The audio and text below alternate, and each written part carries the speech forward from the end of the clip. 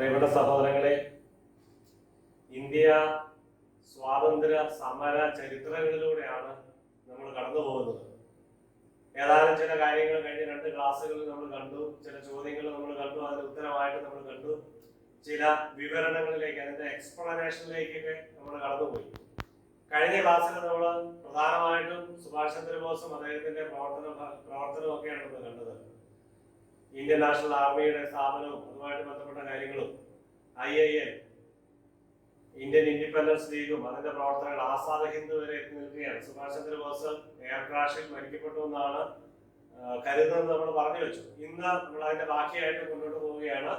Indian national movement, അതിന്റെ സമരചരിത്രങ്ങളുടെ, ബ്രിട്ടീഷുകാരുടെ കാലഘട്ടത്തിൽ നിന്നും, ബ്രിട്ടീഷുകാരുടെ കൊളോണിയൽ ഭരണത്തിൽ നിന്നും, അടിമത്തത്തിൽ നിന്നും ഇന്ത്യക്ക് സ്വാതന്ത്ര്യം ലഭിച്ചതിന്റെ സമര ചരിത്രം, ഇന്ത്യക്ക് സ്വാതന്ത്ര്യ സമരം നയിച്ചവരുടെ കാര്യങ്ങൾ, ഇങ്ങനെയൊക്കെയാണ് നമ്മൾ ഇതിലെ ചോദ്യങ്ങളിലൂടെ ഉത്തരങ്ങളിലൂടെയൊക്കെ കടന്നു പോകുന്നത്.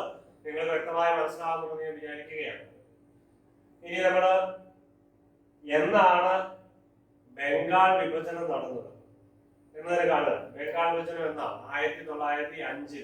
ഏത് പ്രഭുവിന്റെ കാലത്താണ്? വൈസ്രോയ് ആരായിരുന്നു അന്ന്? 1905 ലോർഡ് കഴ്സൺ. ഓക്കെ, ഇനി എന്താണ് ഈ പാർട്ടീഷൻ? പാർട്ടീഷന് എന്തിനു വേണ്ടിയായിരുന്നു? എന്താണ് ഇതിന്റെ ലക്ഷ്യം?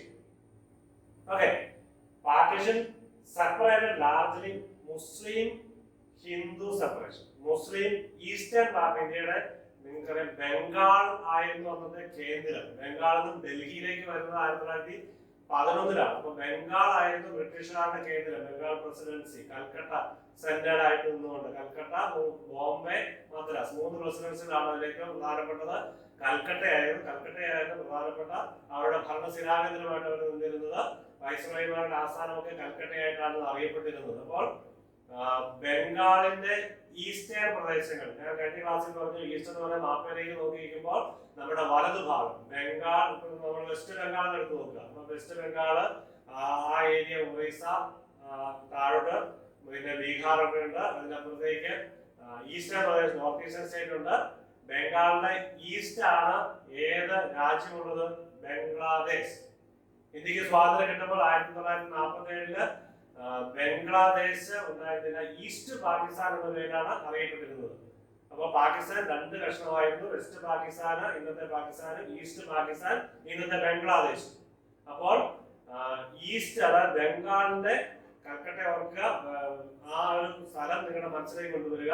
അതിന്റെ ഈസ്റ്റേൺ പ്രദേശങ്ങളിൽ കൂടുതൽ നിവസിച്ചിരുന്നത് മുസ്ലിങ്ങളായിരുന്നു. അതിന്റെ വെസ്റ്റ് പാർട്ട് ഹിന്ദുക്കളായിരുന്നു. അപ്പൊ ഇവരെ തമ്മിൽ വിഘടിപ്പിക്കുക, അങ്ങനെ ഭരിക്കുക എന്നുള്ള ഒരു തന്ത്രമായിരുന്നു ഈ ബ്രിട്ടീഷുകാരെ സൂക്ഷിച്ചിരുന്നത്. അപ്പോൾ ബംഗാളിലെ ഈസ്റ്റേൺ പ്രദേശങ്ങള് മുസ്ലിങ്ങളും വെസ്റ്റേൺ പ്രദേശങ്ങള് ഹിന്ദുക്കളുമായിട്ട് ഡിവൈഡ് ചെയ്തു. എന്തായിരുന്നു ആ ഡിവിഷൻ നടന്നത്? ജൂലൈ 20, 1905 ഇത് അനൗൺസ് ചെയ്തത്. ഒക്ടോബർ 16, 1905 അത് നിലവിൽ വന്നത്, കഴ്സൺ പ്രഭുവിന്റെ കാലത്ത്. കോൺഗ്രസ് ഇതിനെ എതിർത്തു. The leadership of the Congress party viewed the partition as an attempt to divide and rule. വിഭജിച്ച് ഭരിക്കുക എന്നുള്ള ബ്രിട്ടീഷുകാരുടെ തന്ത്രം. അപ്പൊ അതിന്റെ ഒരു ഭാഗമായിട്ടാണ് ഈ ഒരു ഡിവിഷൻ എന്ന് കോൺഗ്രസ് മനസ്സിലാക്കി, നേതാക്കളും അന്നത്തെ സമര നേതാക്കന്മാർ മനസ്സിലാക്കി ഇതിനെ എതിർത്തു. ഇനി എന്താണ് ഡിവൈഡ് ആൻഡ് റൂൾ? ബ്രിട്ടീഷുകാരുടെ തന്ത്രമായിരുന്നു. നമുക്ക് ഡിവൈഡ് ആൻഡ് റൂൾ എന്താണെന്ന് കാണാം. എന്താണ് ഡിവൈഡ് റൂൾ? അപ്പൊ നിങ്ങൾ GK പഠിക്കുമ്പോൾ ഒരു കാര്യം ശ്രദ്ധിക്കുക, ഒരു വിഷയം പഠിക്കുമ്പോൾ അതിൽ നിന്ന് ഒതുങ്ങി നിൽക്കരുത്. അവിടെ എന്തെങ്കിലും സംശയങ്ങൾ വന്നാൽ, അല്ലെങ്കിൽ കൂടുതൽ ക്ലാരിഫിക്കേഷൻ വന്നു കഴിഞ്ഞാൽ അതിൽ നിങ്ങൾ മാറി നിന്ന് കുറെ കൂടെ പഠിക്കണം, മാറി പോകണം. നിങ്ങൾക്ക് ഇഷ്ടംപോലെ പഠിക്കാനുള്ള സാഹചര്യങ്ങളുണ്ട്, ഇന്റർനെറ്റ് ഉണ്ട്, മറ്റു പുസ്തകങ്ങളുണ്ട്, അറിയാവുന്ന ആൾക്കാരുണ്ട്. അവർക്ക് ചോദിച്ചും കണ്ടും വായിച്ചും ഒക്കെ മനസ്സിലാക്കി കൂടുതൽ മേഖലയിലേക്ക് പോകണം. അതുകൊണ്ടാണ് ഞാൻ ഡിവൈഡ് ആൻഡ് റൂൾ എന്ന് പറഞ്ഞാൽ അത് നമ്മുടെ സ്വാതന്ത്ര്യ സമര ചരിത്രമായിട്ട് ബന്ധപ്പെട്ട് ചരിത്രത്തിലേക്ക് പോകേണ്ട കാര്യമൊന്നുമില്ല. പക്ഷെ ഇതിന്റെ ചരിത്രത്തിൽ എന്താണ് ഡിവൈഡ് ആൻഡ് റൂളിനെ പറ്റി ഞാൻ പറയുന്നത് നിങ്ങൾക്ക് ഒരു ഇൻസ്പിറേഷൻ നൽകുന്നതിന് വേണ്ടി, ഇങ്ങനെയാണ് GK പഠിക്കേണ്ടതെന്ന് ഒരു സൂചന കൂടെ നൽകുന്നതിന് വേണ്ടിയാണ്. എന്താണ് ഡിവൈഡ് ആൻഡ് റൂൾ? ലാറ്റിൻ എന്ന് പറയുന്നത് divide et impera, അങ്ങനെയാണ് ലാറ്റിൻ അതിന്റെ pronunciation. Or divide and conquer, വിഭജിക്കുക, കീഴടക്കുക. ഏതാണ് ഒരു പൊളിറ്റിക്സ്, സോഷ്യോളജി, പൊളിറ്റിക്കൽ ഭാഗത്തും സോഷ്യോളജിക്കൽ ഒരു മാനം ഉള്ളതാണ് ഇതിന്. Gaining and maintaining power by breaking up larger concentration of power into pieces. അതായത് വലിയൊരു സാമ്രാജ്യത്തെ അല്ലെങ്കിൽ ശക്തമായ ഒരു സാമ്രാജ്യത്തെ അല്ലെങ്കിൽ അതീശ ശക്തിയെ അതിനെ ഡിവൈഡ് ചെയ്യുക, ചെറുതാക്കി പല കഷ്ണങ്ങളാക്കി ഡിവൈഡ് ചെയ്യുക. അത് എന്തിന്റെ കാരണത്താലും ആവാം. ഇപ്പൊ ഇതുകൊണ്ടോ കമ്മ്യൂണൽ വർഗീയതയുടെ ബേസ് ചെയ്തുകൊണ്ടാണ് ഇവിടെ ഇന്ത്യ അവരെ വിഭജിക്കാൻ നോക്കുന്നത്. മുസ്ലിങ്ങളെ ഹിന്ദുക്കളെ നമ്മൾ ഡിവൈഡ് ചെയ്യുക. ഇത് ഒന്ന് ഒരുമിച്ച് നിന്ന് കഴിഞ്ഞാൽ ചിലപ്പോൾ അറ്റാക്ക് ചെയ്ത് കീഴടക്കാനായിട്ട് ബുദ്ധിമുട്ടുള്ളത് കൊണ്ട് അതിനെ രണ്ടായിട്ട് വിഭജിക്കുന്നു. എന്തിന്റെ ബേസ് ചെയ്താൽ ഇവിടെ ഏറ്റവും വേരോട്ടമുള്ളത് ഈ വർഗീയതയ്ക്കാണ്. അപ്പൊ വർഗീയത ഒന്ന് ആളി കത്തിച്ചാൽ അതിനെ വേർതിരിക്കാൻ പറ്റും, ഇന്ത്യയെ വിഭജിക്കാൻ പറ്റും, ഈ കോൺസെൻട്രേറ്റ് ചെയ്തിരിക്കുന്ന പവർ ഡിവൈഡ് ചെയ്യാനായിട്ട് പറ്റും. അതാണ് ബ്രിട്ടീഷുകാർ തന്ത്രമായിട്ട് നിന്നിരുന്നത്. അപ്പൊ larger concentration of power in two pieces that individually have less power than the one implementing the strategy. നിങ്ങൾ ശ്രദ്ധിച്ചോ? അതിന്റെ അർത്ഥം മനസ്സിലായെന്ന് വിചാരിക്കുന്നു. ആരാണോ ഈ സ്ട്രാറ്റജി എന്ന് പറയുന്ന തന്ത്രം, അത് ഡിവൈഡ് ആൻഡ് റൂൾ എന്നുള്ള തന്ത്രം, അതായത് വലിയ പവറിനെ ഡിവൈഡ് ചെയ്യുന്ന തന്ത്രം ആവിഷ്കരിക്കുന്നത്, അവരെക്കാളും ചെറിയ പവർ ഉള്ള ആളുകളെ കീഴടക്കുക. അതായത് വിഭജിച്ചു കഴിയുമ്പോൾ അതിനകത്തും പവറിന്റെ വലിയ ശക്തിയുള്ളതും ശക്തി കുറഞ്ഞതും ഒക്കെ ഉണ്ടാവും. പലതരത്തിലുള്ള പവർ ശക്തമായ കാര്യങ്ങളൊക്കെയാണ്, കേന്ദ്രങ്ങളൊക്കെയാണ്. അപ്പോൾ അവിടെ നോക്കുമ്പോൾ ഈ വിഭജിക്കുന്ന എന്നെ സംബന്ധിച്ചിടത്തോളം എനിക്ക് കീഴടക്കാൻ പറ്റുന്ന ചെറിയ രാജ്യങ്ങളെ കീഴടക്കി ഞാൻ കൂടുതൽ ശക്തിയാക്കി. അതാണ് divide and rule, divide and conquer. Okay, ഇതൊരു മാക്സിമാണ്. മാക്സിമം എന്ന് പറഞ്ഞാൽ ഒരു ചൊല്ലെന്ന് മലയാളത്തിൽ അങ്ങനെ പറയാൻ പറ്റില്ല, ഒരു ഡിക്റ്റം. അതൊരു ഡിവൈഡ് ആരിലേക്കാണ് പോകുന്നത്? Philip second of Macedonian king, അതായത് ഗ്രീക്ക് രാജാവായിരുന്നു. അതായത് BC 359 മുതൽ 336 വരെ ഭരിച്ചിരുന്ന ഗ്രീക്ക് രാജാവായ ഫിലിപ്പ് സെക്കൻഡ് ഓഫ് മാസിഡോണിയ രാജാവായ ഫിലിപ്പിലേക്കാണ്, അദ്ദേഹത്തിന്റെ ഒരു ആശയമായിട്ടാണ് നമ്മൾ ചരിത്രത്തിലേക്ക് പോകുമ്പോൾ ഈ ഡിവൈഡ് ആൻഡ് റൂൾ എന്ന തന്ത്രത്തെ മനസ്സിലാക്കുന്നത്. ഇവിടെ BC നോക്കാം, 350 336 മുതൽ. BC എങ്ങോട്ടാ കൗണ്ട് ചെയ്യുന്നത്? AD പോലെ അല്ലെങ്കിൽ ഇന്നത്തെ കാലഘട്ടം പോലെ 2019, 20, 21 പോലെ അല്ല BC. അതായത് 359, 358, 357, 356 തുടങ്ങി 336 അങ്ങനെ പുറകോട്ടാണ് BC പോകുന്നത്. അതൊന്ന് ശ്രദ്ധിക്കാനായിട്ട് പറഞ്ഞതേ ഉള്ളൂ. It was utilise. ഈ തന്ത്രം ഉപയോഗിച്ച ചരിത്രത്തിലെ പ്രധാനപ്പെട്ട രാജാക്കന്മാർ ജൂലിയസ് സീസർ റോമൻ ഭരണാധികാരിയായിരുന്ന ജൂലിയസ് സീസർ, ഫ്രഞ്ച് ഭരണാധികാരിയായിരുന്ന നെപ്പോളിയൻ ഒക്കെ ഈ ഡിവൈഡ് ആൻഡ് റൂൾ എന്ന തന്ത്രം ഉപയോഗിച്ചിട്ടുണ്ട്. റേഞ്ചസ് എന്ന് പറഞ്ഞാൽ ഭരണം അല്ലെ, റൈൻ, അതിന്റെ ലാറ്റിനാണ് റേഞ്ചസ്, റൈൻ അല്ലെ, ഭരിക്കുക. ഓക്കെ, അപ്പൊ ഈ ഡിവൈഡ് ആൻഡ് റൂൾ എന്താണെന്നുള്ളത് ആ ഒരു മാക്സിം, അതായത് സ്ട്രാറ്റജി എന്താണെന്നുള്ളത് നിങ്ങൾ കണ്ടു.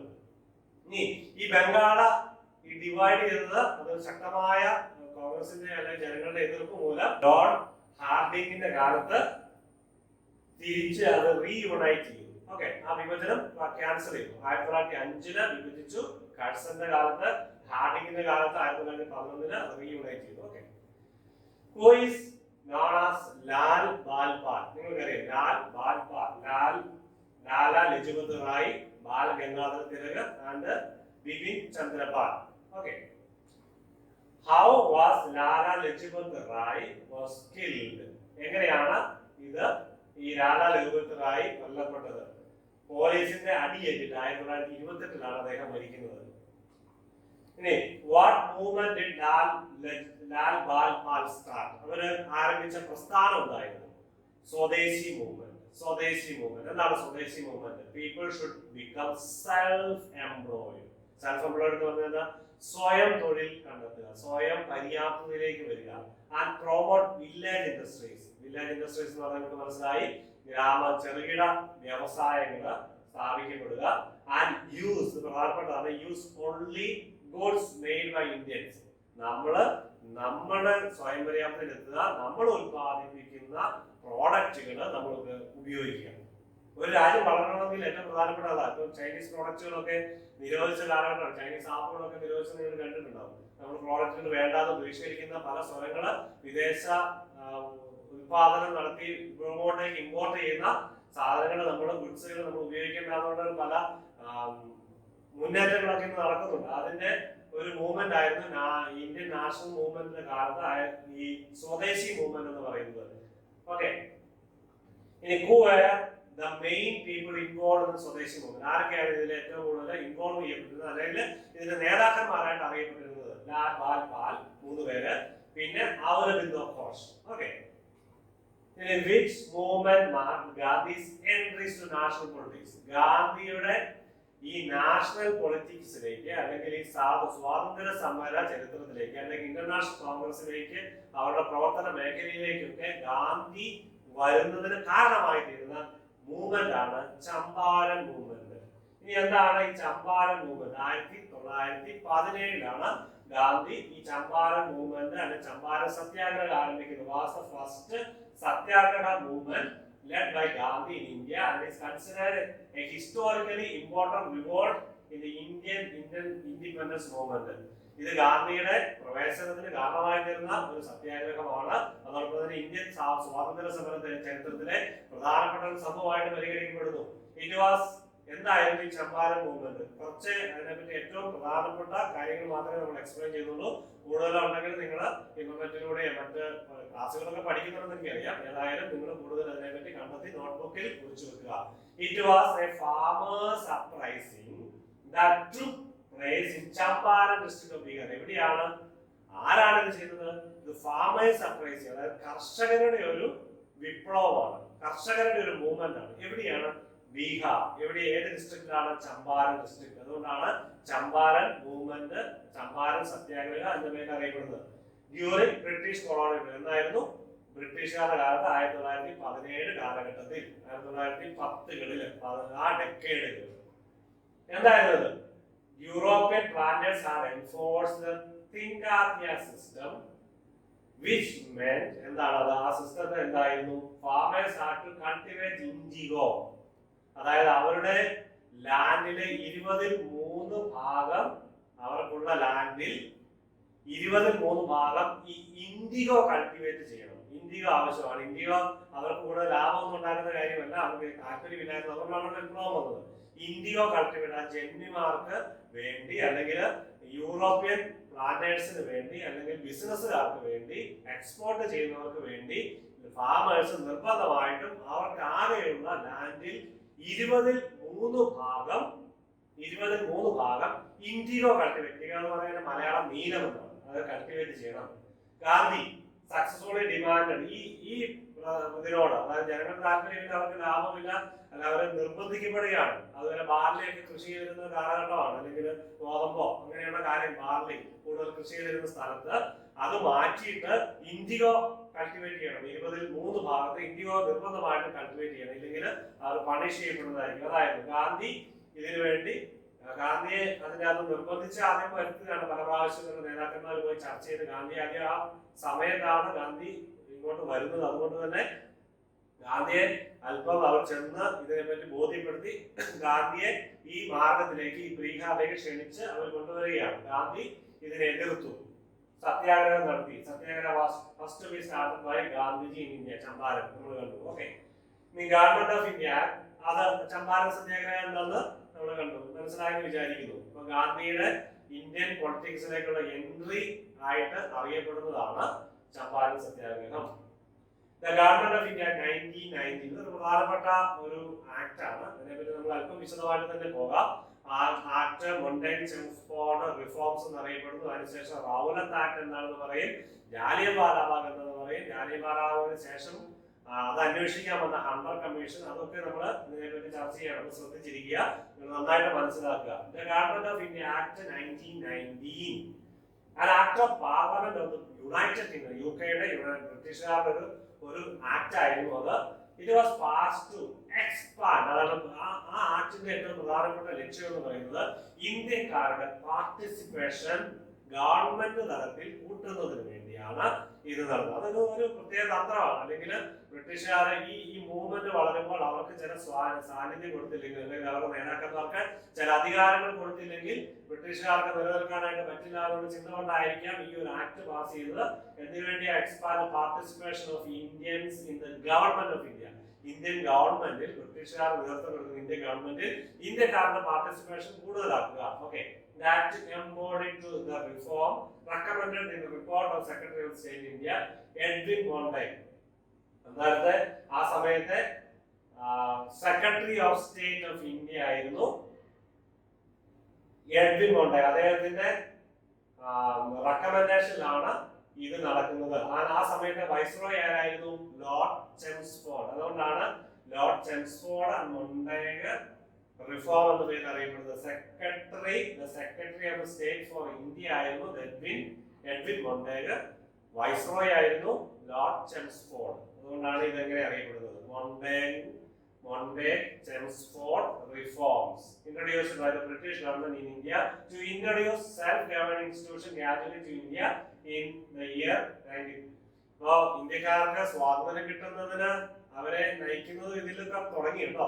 ഇന്ത്യക്ക് സ്വാതന്ത്ര്യം കിട്ടുന്നതിന് വേണ്ടി ഇന്ത്യക്കാർ കൂടുതൽ രാഷ്ട്രീയപരമായിട്ട് മുൻനിരയിൽ വരുന്നതിന് ഒക്കെ ഈ റിഫോംസിലൂടെയൊക്കെ കാരണമായി തീർന്നു. പിന്നീട് അങ്ങോട്ട് മുന്നോട്ട് സ്വാതന്ത്ര്യ സമര ചരിത്രം പഠിക്കുമ്പോൾ നമുക്ക് മനസ്സിലാകുന്ന അങ്ങനെയൊക്കെയാണ്. ഇന്ത്യക്കാർ കൂടുതൽ പ്രാതിനിധ്യം കൊടുത്ത്, കൂടുതൽ അധികാരമൊക്കെ കൊടുത്ത് മെല്ലെ മെല്ലെ ഉയർന്നു വരുന്നുണ്ട് ഇന്ത്യക്കാർ. Okay, who was the viceroy of India when മോണ്ടേൽ നമ്മൾ കണ്ടു.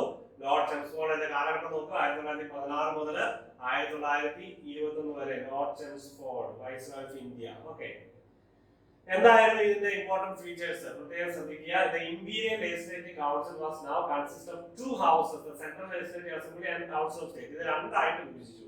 രണ്ട് legislative council now two houses, രണ്ട് ഹൗസസുകളായിട്ട് ഇമ്പീരിയൽ ലെജിസ്ലേറ്റീവ് കൗൺസിൽ വിഭജിക്കപ്പെട്ടു. അപ്പൊ അത് central legislative assembly and central council the Council of State ആയിട്ട്. അതായത് ഇതില് ഇന്ത്യക്കാർ കൂടുതൽ പ്രാധാന്യം കൊടുക്കുന്നതിന് വേണ്ടി. Okay, the provinces were to follow dual government. Provinces രണ്ട് dual government system, double phase.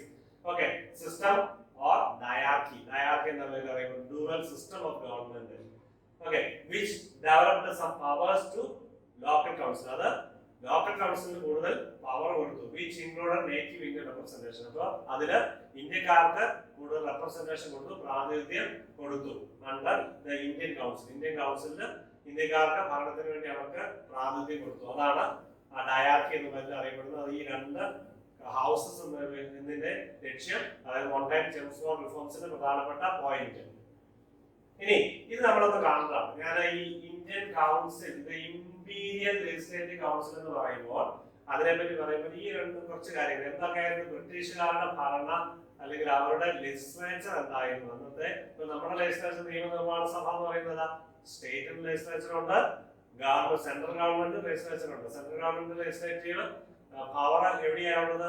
Parliament രണ്ട് സഭകളാണ്, രാജ്യസഭയും ലോക്സഭയും. നിങ്ങൾക്കറിയാം, upper house Rajya Sabha, lower house Lok Sabha.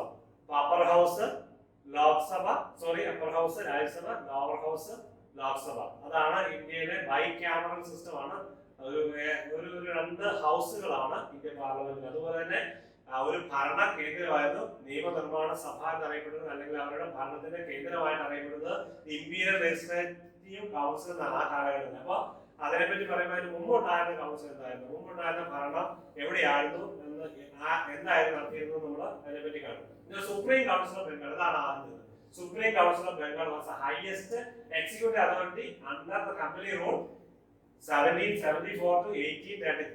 Okay, ഈ കാലഘട്ടത്തിൽ ഉണ്ടായിരുന്ന ഹൈയസ്റ്റ് എക്സിക്യൂട്ടീവ് അതോറിറ്റി എന്ന് പറയുന്നത്, കമ്പനിയുടെ ഹൈയസ്റ്റ് എക്സിക്യൂട്ടീവ് അതോറിറ്റി എന്ന് പറയുന്നത് സുപ്രീം കൗൺസിൽ ഓഫ് ബംഗാൾ ആണ്. ഈ 1833 കാര്യങ്ങൾ നമ്മൾ കഴിഞ്ഞ ക്ലാസ്സിൽ നമ്മൾ പറഞ്ഞു. വില്യം ബെന്റിക്കിന്റെ കാലത്ത് ചാർട്ടർ ആക്ട് ഓഫ് 1833. അതെന്തായിരുന്നു അതിന്റെ മാറ്റം? നിങ്ങൾ പഴയതിലേക്ക് പോകുന്ന ഇപ്പം പറയുന്നില്ല. എന്തായിരുന്നു പ്രധാനപ്പെട്ട കാര്യം? വില്യം ബെന്റിക്ക് ആരായിട്ട് മാറി? ആരായിരുന്നു ആദ്യത്തെ? ഓക്കെ, നിങ്ങൾ ചിന്തിക്കുക, മനസ്സിലാക്കുക. അപ്പോൾ വേണ്ട charter act of 1833 established council of India. അപ്പോൾ സുപ്രീം കൗൺസിൽ ഓഫ് ഇന്ത്യ ആയിരുന്നു 1833 വരെ. അതായത് 1774 മുതൽ 1774 കാലഘട്ടം ആരായിരുന്നു? ഏത് വൈസ്രോയി ആയിരുന്നു? ആരംഭത്തില് റോബർട്ട് ക്ലൈവ്, രണ്ടാമത്തെ ആള് 1773 മുതൽ കണ്ടുപിടിക്കുക. രണ്ടാമത്തത് ഗവർണർ ജനറൽസ് കൗൺസിൽ. ആദ്യത്തേത് സുപ്രീം കൗൺസിൽ ഓഫ് ബംഗാൾ, രണ്ടാമത് ഗവർണർ ജനറൽസ് കൗൺസിൽ. അത് 1831 മുതൽ 1858 വരെ. ഒന്നാം സ്വാതന്ത്ര്യ സമരം എന്നൊക്കെ 1857 വിപ്ലവം. ഒന്നാം സ്വാതന്ത്ര്യ സമരം നിങ്ങൾ ഓർക്കുന്നുണ്ടാവും. Imperial legislative council was a legislature for British India from 1861 to okay. അപ്പൊ ഇത് ഗവർണർ ജനറൽ കൗൺസിൽ 1833 മുതൽ 1853 മുതൽ. അതായത് ഇമ്പീരിയൽ ലെജിസ്ലേറ്റീവ് കൗൺസിൽ പിന്നീട് വരുന്നു. ഇമ്പീരിയൽ ലെജിസ്ലേറ്റീവ് കൗൺസിൽ ആരംഭിക്കുന്നത് 1861 ടു 1947. ഇന്ത്യക്ക് സ്വാതന്ത്ര്യം കിട്ടുന്നതിനും വരെ ഈ എക്സിക്യൂട്ടീവ് പവർ അല്ലെ കൗൺസിൽ എന്ന് പറയുന്നത് ഇമ്പീരിയൽ ലെജിസ്ലേറ്റീവ് കൗൺസിൽ ആയിരുന്നു. അപ്പൊ ഈ മൊണ്ടായ ജംസ്വാറിന്റെ കാലഘട്ടത്തിൽ ഇമ്പീരിയൽ ലെജിസ്ലേറ്റീവ് കൗൺസിൽ ആയിരുന്നു ഉണ്ടായിരുന്നത് 1947 വരെ.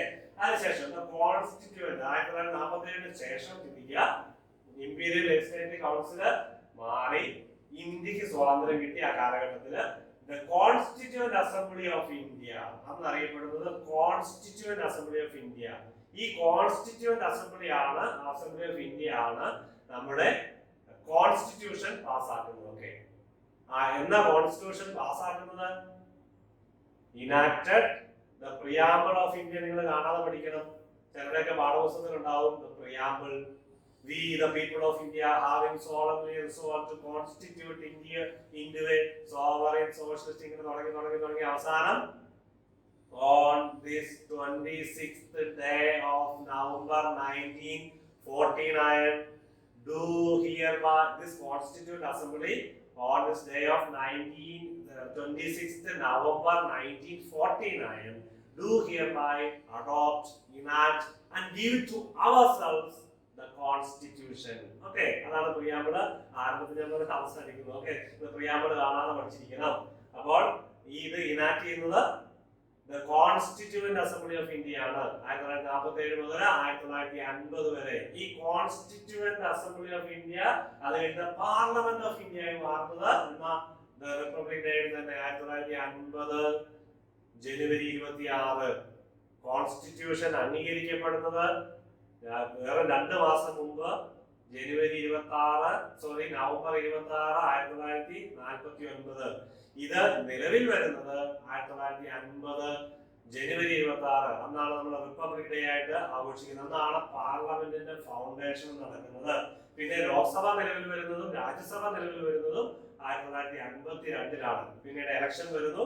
ഇലക്ഷനിലൂടെ ഫസ്റ്റ് ലോക്സഭ ഫസ്റ്റ് രാജ്യസഭ നിലവിൽ വരുന്നത് 1952 ഏപ്രിൽ മെയ് മാസങ്ങളിലാണ്. അപ്പോൾ നിങ്ങൾ ഇത് ശ്രദ്ധിക്കുക.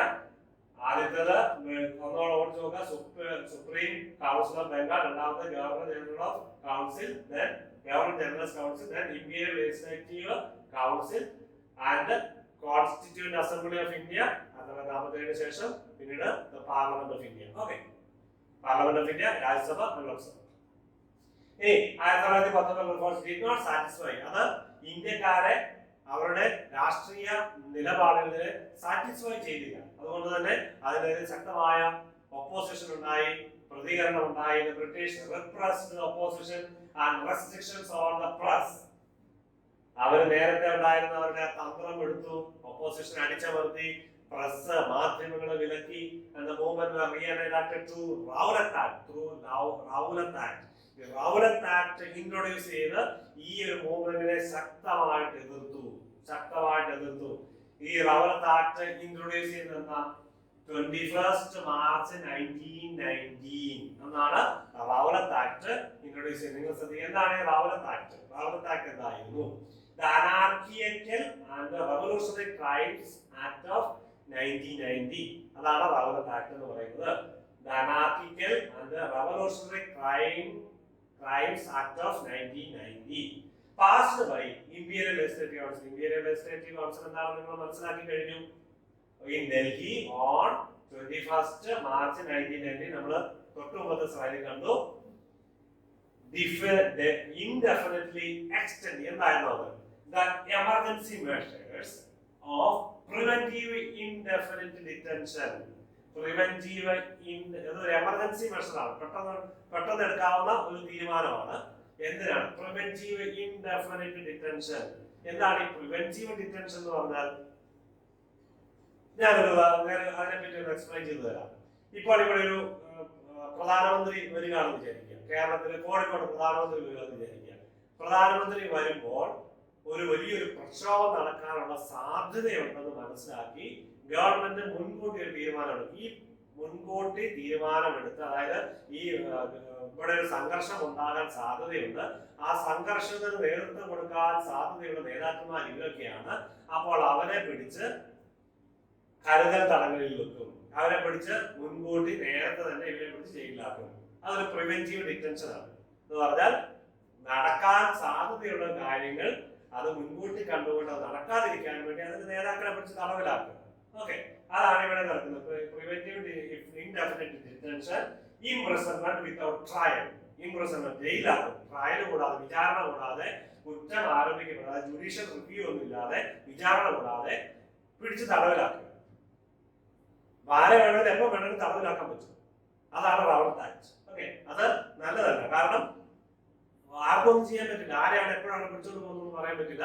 ഒരു വിചാരണയില്ല, ഒരു കുറ്റാരോപണവും ഇല്ല, അല്ലെങ്കിൽ കുറ്റം തെളിയിക്കണമെന്ന ഒരു കാര്യമില്ല. അവരെ പിടിച്ച് തടവിലാക്കുക, നിന്നെ പിടിച്ച് തടവിലാക്കുക. അതാണ് റവലത്ത് ആക്ട്. ഈ Rowlatt act Rowlatt committee was a sedition committee. Sedition എന്ന് പറഞ്ഞതിന്റെ അർത്ഥം രാജ്യദ്രോഹമാണ്. Rowlatt committee was a sedition committee appointed in 1970. ഈ റവലത്ത് കമ്മിറ്റി 1917 സ്ഥാപിതമായതാണ് by British government with Sidney Rowlatt. അതാണ് സിഡ്നി റവലത്ത് ആണ് ഈ റവലത്ത് കമ്മിറ്റി ചെയർമാൻ. അതുകൊണ്ടാണ് റവലത്ത് ആക്ട് കമ്മിറ്റി എന്ന പേര് അറിയപ്പെടുന്നത്. റവലത്ത്, ഈ സിഡ്നി റവലത്ത് എന്നാണ് കമ്മിറ്റിയുടെ ചെയർമാന്റെ പേര്. And English judge as it's president. ഈ റവലത്ത് കമ്മിറ്റിയുടെ അധ്യക്ഷൻ അറിയപ്പെടുന്നത് സിഡ്നി റവലത്ത് ആയിരുന്നു. So Rowlatt Act gave government enormous powers to the police to arrest the person without any reason. ഒരു കാരണം കൂടാതെ പോലീസിന് കൂടുതൽ അധികാരം കൊടുത്തു മറ്റുള്ളവരെ അറസ്റ്റ് ചെയ്യാൻ വേണ്ടി. The purpose of the act was to curb the growing nationalist upsurge. ഇതിന്റെ ലക്ഷ്യം എന്ന് പറഞ്ഞാൽ ഈ ഇന്ത്യൻ നാഷണൽ വിപ്ലവ മൂവ്മെന്റിനെ തടയുക എന്നുള്ളതായിരുന്നു.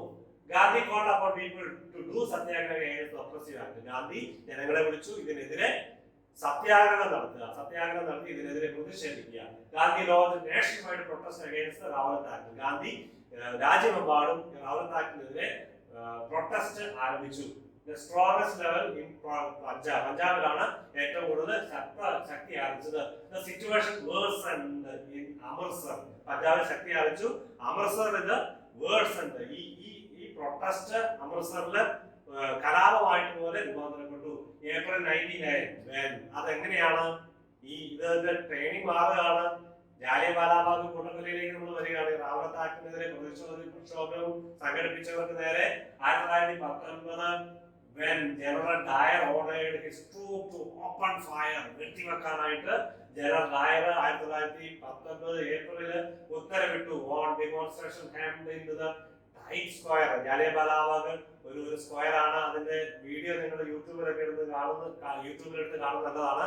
ഒരു ചെറിയൊരു എൻട്രി ഉള്ളൂ. ഇത് മുഴുവൻ ബ്ലോക്ക് ചെയ്തിട്ട് അതിലേക്കുള്ള പ്രവേശന കവാടം പട്ടാളക്കാരെ കൊണ്ട് അടച്ചതിന് ശേഷം കൂടി നിന്ന ജനങ്ങൾക്ക് നേരെ വെടിയുതിർത്തുകയാണ്. റിസൾട്ടിങ് മോർ ദാൻ 379 കണക്ക്. അതിനേക്കാളും കൂടുതൽ നിരവധി ആൾക്കാർ. ഇതിന്റെ കണക്കൊന്നുമില്ല.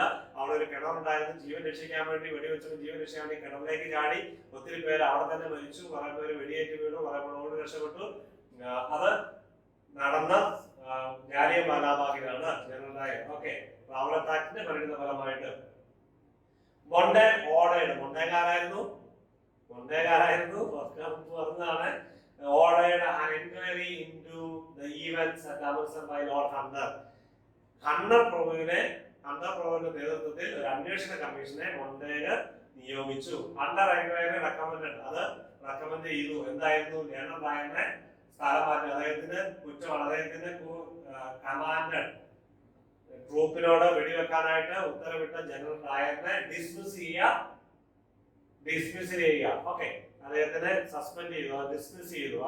അദ്ദേഹത്തിന്റെ ജനറൽ സ്ഥാനത്ത് നിന്നും അദ്ദേഹത്തെ പുറത്താക്കി. എന്താണ് റവലത്ത് ആക്ട് എന്ന് ഒരിക്കൽ കൂടി ഞാൻ പറഞ്ഞതേ ഉള്ളൂ. നിങ്ങൾക്ക് റവലത്ത് ആക്ട് എന്താണെന്ന് അറിയാം. അപ്പൊ ഞാൻ വളരെ വിശദമായിട്ട് റവലത്ത് ആക്ട് എന്ന് പറഞ്ഞു. ഓക്കെ, ആ കാലഘട്ടത്തിലെ ഈ റവലത്ത് ആക്ട് പിന്നെ അത് അനൽ ചെയ്ത ആരായിരുന്നു? Lord Reading. ഈ name of the viceroy of India when the Ravana Act was repealed or annulled. Okay, ആരായിരുന്നു? Lord Reading Rowlatt act cancel ചെയ്തു, പിൻവലിച്ചു. എന്തായാലും ഈ ജാലിയൻവാലാബാഗും അതിന് പിന്നാലെയുള്ള സംഘർഷവും കൊണ്ട് അതിന് പിന്നാലെയുള്ള അതൊരു ക്രൂരമായ നടപടിയായിരുന്നു, ഒരു പ്രകോപനവും ഇല്ലാതെ. ഓക്കെ, നമ്മള് എന്നായിരുന്നു ജാലിയൻവാലാബാഗ് നടന്നത്? 1919 ഏപ്രിൽ മാസം 13 അമൃത്സറിലെ ജാലിയൻവാലാബാഗ് എന്ന ഒരു സമുച്ചയത്തിന്റെ ഉള്ളിൽ ഒരു ഗാദറിംഗ് പ്ലേസിന്റെ ഉള്ളിൽ വെച്ചാണ് ഈ ജാലിയൻവാലാബാഗ് സംഭവിച്ചത്. വാട്ട് ഈസ് ജാലിയൻവാലാബാഗ് എന്തായിരുന്നു ആ സമയത്ത് ഓർക്കുക? ജാലിയൻവാലാബാഗ് അത് രണ്ട് കാര്യം പറയുന്നുണ്ട്. ഈ സിഖുകാരുടെ ഏറ്റവും പ്രധാനപ്പെട്ട ഉത്സവമായിരുന്ന ബൈസാഖി ആഘോഷിക്കാൻ വേണ്ടി കൂടിയവരായിരുന്നു അവരെന്നും, അതോടൊപ്പം തന്നെ സിവിലിയൻസ് ആ അസംബ്ലിയിൽ കണ്ടെന്ന് രണ്ടുപേരെ റാവലത്ത് ആക്ട് അനുസരിച്ച് അറസ്റ്റ് ചെയ്യപ്പെട്ട ആരായിരുന്നു? രണ്ട് national leaders, Satyapal and Saifuddin Kitchlew. ഈ രണ്ടുപേരെ റാവലത്ത് ആക്ടിന്റെ നിയമം അനുസരിച്ച് അറസ്റ്റ് ചെയ്തു. അതിനെതിരെ സമ്മേളിച്ചതാണ്. പക്ഷെ ഒരു പ്രകോപനവും ഉണ്ടായിരുന്നില്ല ഈ ജനങ്ങൾക്ക്. ഒരു പ്രകോപനം ഉണ്ടാകാത്ത ജനങ്ങൾക്ക് നേരെയായിരുന്നു ഈ ജനറൽ ഡയർ വെടിവെച്ചത്. People killed in the shooting and stampede. Stampede എന്ന് പറഞ്ഞാൽ ഈ കുതിരകളെ ഉപയോഗിച്ച് ചവിട്ടി ഓടിക്കുക, കുതിരകളെയും അല്ലെങ്കിൽ അങ്ങനെയുള്ള സാധനത്തിൽ ഉപയോഗിച്ച് ചവിട്ടി കൊല്ലുക, അതൊക്കെയാണ് സ്റ്റാമ്പേഡ് എന്ന് പറയുന്നത്. അങ്ങനെയാണ് അവിടെ നടന്നത്. ജനറൽ ഡയറാണ് റെജിനാൾഡ് ഡയർ, അദ്ദേഹത്തിന്റെ മുഴുവൻ പേര് ഓർക്കുക, റെജിനാൾഡ് ഡയർ. രണ്ട് ഡയർമാരുണ്ട്. ഇപ്പൊ ഞാൻ അതിനെ പറ്റി പറഞ്ഞുകൊണ്ട് ഈ ക്ലാസ് അവസാനിപ്പിക്കും. രണ്ട് ഡയർമാരുടെ കാര്യം. ഇദ്ദേഹത്തിന്റെ ഡെത്ത് ഒരു സാധാരണ ഡെത്തായിരുന്നു. Reginald Dyer suffered serious stroke during. അദ്ദേഹത്തിന് പക്ഷാഘാതമൊക്കെ വന്നു. ഈ ക്രൂരതയ്ക്ക് കൊണ്ടായിരിക്കും 1927 ജൂലൈ 23 അദ്ദേഹം മരണമടഞ്ഞു. ഇനി ഒരാളും കൂടെ ഇതിനകത്തുണ്ട്. രണ്ട് ഡയർമാരുണ്ട്. രണ്ട് ഡയർമാർ നിങ്ങൾക്ക് സംശയം ഉണ്ടാക്കിയാൽ പ്രത്യേകം ശ്രദ്ധിക്കുക. ഒന്ന് റെജിനാൾഡ് ഡയർ ആണ്, രണ്ടാമത്തത് Michael O Dyer. Michael O Dyer spelling ഒക്കെ നോക്കുക. Michael O Dyer. Michael O Dyer ആ സമയത്തെ ലെഫ്റ്റനന്റ് ഗവർണർ പഞ്ചാബ്. ആ കാലഘട്ടത്തില്, അതായത് പഞ്ചാബിലെ അമൃത്സറിലാണ് സംഭവം നടക്കുന്നത്. ജനറൽ റെജിനാൾഡ് ഡയറാണ് ഉത്തരവിടുന്നത്. പക്ഷെ മൈക്കിൾ ഓ ഡയർ ആയിരുന്നു ലെഫ്റ്റനന്റ് ഗവർണർ പഞ്ചാബ്. 1912 മുതൽ 1919 ഈ സംഭവം നടക്കുമ്പോൾ മൈക്കിൾ ഓ ഡയർ ആയിരുന്നു പഞ്ചാബിന്റെ ഗവർണർ, ലെഫ്റ്റനന്റ് ഗവർണർ. ഇദ്ദേഹം ഡയറിനെ പ്രേരിപ്പിച്ചു എന്നാണ് പറയുന്നത്. ഇതൊരു കറക്റ്റ് ആക്ഷൻ ആണ്. ഈ സമയത്ത് പോയി വെടിവെക്കാനായിട്ട് ഉത്തരവിടാനായിട്ട് റെജിനാൾഡ് ഡയറിനെ പ്രേരിപ്പിച്ച ആളാണ് ആര്? Michael O Dyer. Michael O Dyer. Some historians now believe that he pre-mediated the massacre and set Dyer to work. ഇതിന് pre-mediated, അതിന് മുമ്പ് ഇതിനുവേണ്ടി അദ്ദേഹത്തെ പ്രേരിപ്പിക്കുകയും ജനറൽ ഡയറിനെ ഈ വെടിവെക്കാൻ ഉത്തരവിടാനായിട്ട് നിർദ്ദേശിക്കുകയും ചെയ്ത ഇദ്ദേഹമാണ്. ഇദ്ദേഹം നോക്കുക, നമ്മുടെ ഇന്ത്യക്കാരനായ ഒരു സിംഗ്, ഒരു സർദാർജി, അദ്ദേഹത്തെ ലണ്ടനിൽ പോയി വെടിവെച്ചു. അതിന് പകരം വീട്ടിൽ ഇന്ത്യക്കാരൻ പകരം വീട്ടിൽ അങ്ങനെയാണ്. Michael O'Dyer was assassinated in London in 1940 by Sardar Udham Singh. In retaliation for his role in the massacre. ഇവരായിരുന്നു യഥാർത്ഥ കുറ്റവാളി എന്ന് മനസ്സിലാക്കി ഉധം സിംഗ് ലണ്ടൻ, സർദാർ ഉധം സിംഗ് സർദാർജി ലണ്ടനിൽ പോയി 1940 അദ്ദേഹത്തെ വെടിവെച്ചു കൊന്നു. Okay. Name of the commission which was appointed by the British government to probe the Jallianwala massacre. അതായത് ഹണ്ടർ കമ്മീഷൻ. ഹണ്ടർ കമ്മീഷൻ നമ്മൾ ആരായിരുന്നു? ആരുടെ നേതൃത്വത്തിലായിരുന്നു? ഓക്കെ, ആ കമ്മീഷൻ എന്തായിരുന്നു റിസൾട്ട് നമ്മൾ നേരത്തെ കണ്ടു. ഓക്കെ, നമ്മൾ ഈ ഒരു ക്ലാസ്സിനോട് കൂടി ഇത് അവസാനിപ്പിക്കുകയാണ്. അപ്പൊ നമുക്ക് ഈ 1919 പ്രധാനപ്പെട്ട കാര്യം ചമ്പാരൻ വിപ്ലവത്തിനെ പറ്റി പറഞ്ഞ് നമ്മൾ അരമണിക്കൂർ സമയമായി. അതുകൊണ്ട് നിങ്ങൾ നന്നായിട്ട് പഠിക്കുക. ഇതിന്റെ വ്യത്യസ്തത മനസ്സിലാക്കുക. എന്താണ് 1919 മൊണ്ടേജ് റിഫോംസ്, അതിനുള്ള കാരണം എന്തായാലും എന്തിനു വേണ്ടിയാണ് ഇൻട്രൊഡ്യൂസ് ചെയ്തത്, അതിന്റെ പരിണതഫലം എന്തായിരുന്നു എന്നൊക്കെ നിങ്ങൾ പഠിക്കും എന്ന് വിശ്വസിക്കുന്നു. നന്നായിട്ട് മനസ്സിലാക്കിയെന്ന് വിശ്വസിക്കുന്നു. നിങ്ങൾക്ക് അടുത്ത ക്ലാസ്സുമായിട്ട് അടുത്ത ദിവസം നമ്മൾ കാണുന്നതായിരിക്കും. നിങ്ങൾക്ക് എല്ലാവർക്കും നന്ദി.